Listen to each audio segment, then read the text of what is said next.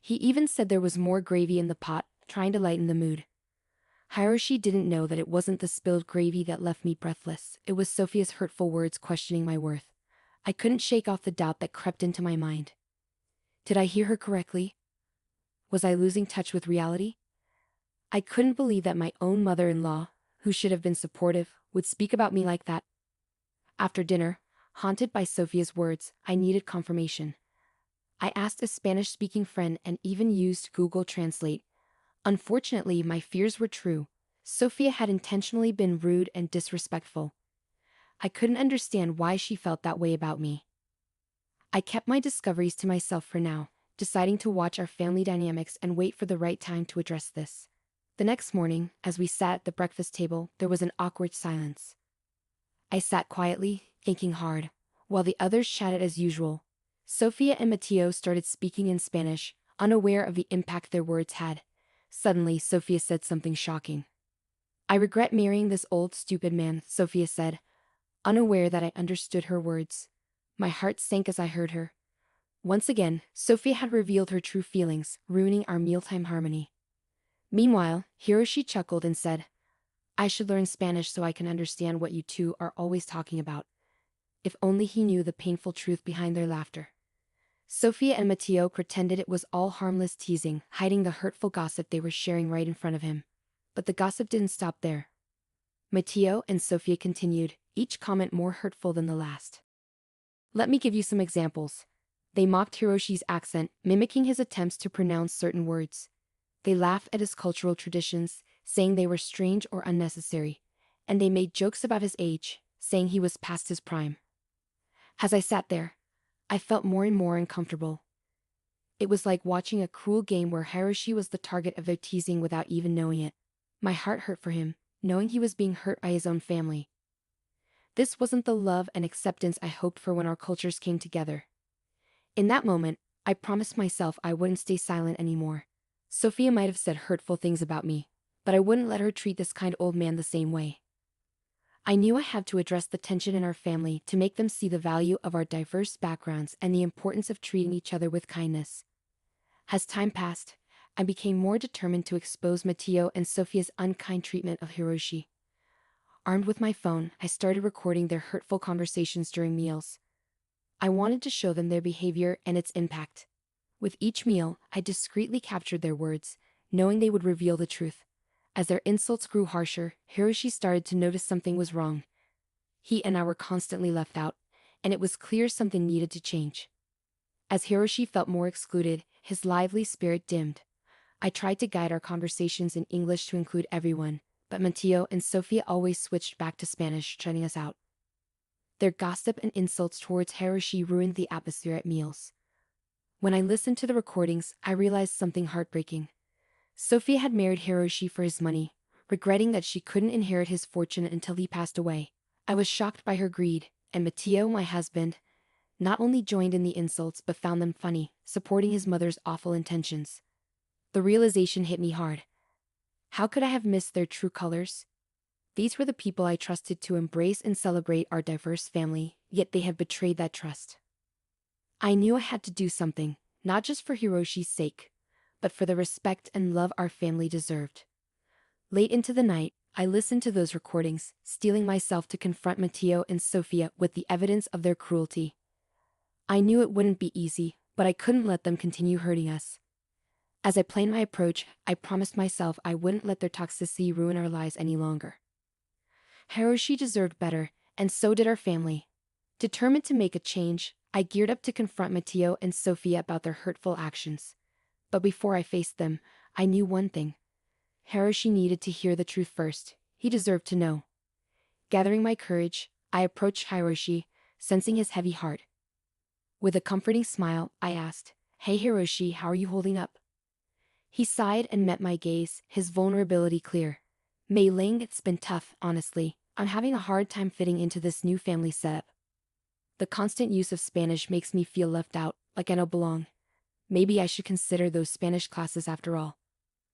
Understanding his struggle, I nodded sympathetically. "I hear you, Hiroshi. It's been bothering me too. But there's something important I need to tell you." He looked intrigued, curious about what I had to say. What's on your mind, Mei-ling? Taking a deep breath, I confessed the secret I've been keeping. Hiroshi, I understand Spanish. I've been following every conversation Mateo and Sofia have had. They didn't know because I never joined in on the Spanish talks. I kept it to myself because I felt nervous and embarrassed about my language skills, but I do understand them completely. Hiroshi looked surprised. Why didn't he tell them? I'm sure they would have helped you with your Spanish. I smiled sadly. You're probably right, Hiroshi. I was just nervous and embarrassed. I wanted to surprise Mateo once I learned enough Spanish to have a real conversation, but I kept delaying it, worried he wouldn't be impressed. Still, maybe it's a good thing I didn't tell them. Why do you say that? By keeping this secret, I was able to hear their conversations, and what I heard wasn't good. They had been talking about you behind your back, saying hurtful things. The language barrier protected them, but now they'll have to face the consequences. Hiroshi looked confused and concerned. What do you mean? What have they been saying about me? I took his hands in mine, speaking firmly. Hiroshi, they've been making fun of you, mocking you, and saying mean things about you. It's been happening for weeks, and it's terrible that they can talk about you like that. His eyes showed a mix of surprise, hurt, and gratitude. I don't know what to say. Thank you for telling me the truth.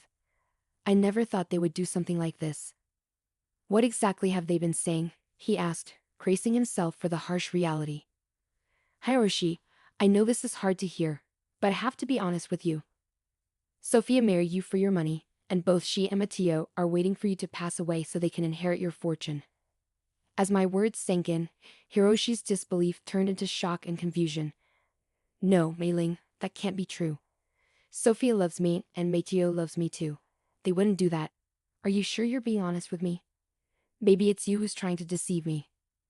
With determination, I assured him, Hiroshi, I wouldn't bring this up without evidence. I recorded their conversations, and you can hear it for yourself. Ask any Spanish-speaking person you know to confirm what they're saying. I then airdropped the recordings to Hiroshi's phone, letting him uncover the truth for himself. Days passed, and the tension between Hiroshi, Sofia, and Mateo grew thicker. I gave Hiroshi space to process everything. Then, one day, he pulled me aside, his face showing a mix of acceptance and gratitude. I owe you an apology. I doubted you, blinded by my love for Sofia. But after talking to my Spanish-speaking friends and listening to those recordings, I believe you. I can't believe they said such awful things about me. What did I do to deserve this? I know, Hiroshi, it's a lot to take in, and I'm sorry, but I felt you needed to know the truth. I've decided to get an annulment.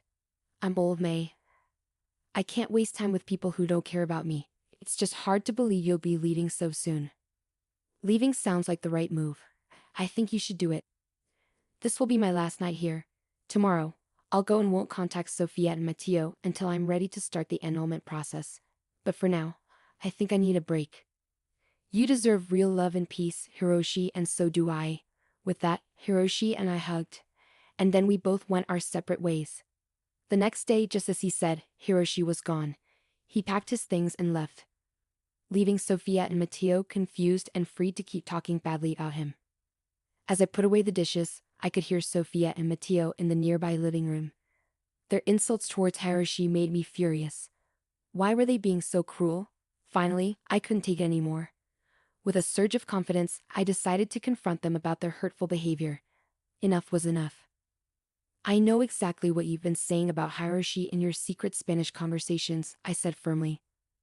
Sofia's face went pale, and she looked shocked. Mateo tried to act innocent. You don't know what you're talking about, he insisted.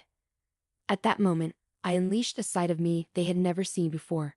Speaking fluent Spanish, I confronted them directly. Don't underestimate me. I've understood everything you two have been saying for the past 3 weeks. You've been insulting and disrespecting Hiroshi since he entered our lives. Mateo looked embarrassed, avoiding eye contact. They were caught in their lies.